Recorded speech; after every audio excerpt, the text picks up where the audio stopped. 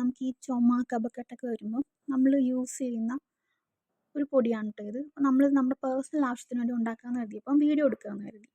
ഇത് നമ്മുടെ ആടലോടകത്തിൻ്റെ ഇലയാണ് കേട്ടോ. ഇത് നന്നായിട്ട് തുടച്ച് നന്നായിട്ട് ചെറുതായിട്ട് അരിയുക. അരിഞ്ഞതിന് ശേഷം നമ്മൾ ഇതൊന്ന് നന്നായിട്ടൊന്ന് ചൂടാക്കി എടുക്കും, ഒന്ന് വറുത്തെടുക്കുകയാണ് കേട്ടോ.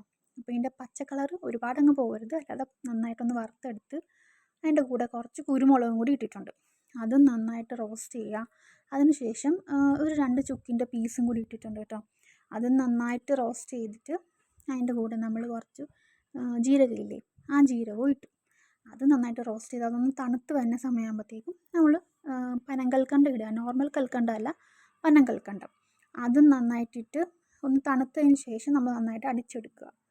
ഇതാണ് ആ പൊടി കേട്ടോ. ഇത് നമ്മൾ നല്ല എഫക്റ്റീവാണ്. അപ്പോൾ എല്ലാവരും ഒന്ന് ട്രൈ ചെയ്ത് നോക്കണേ.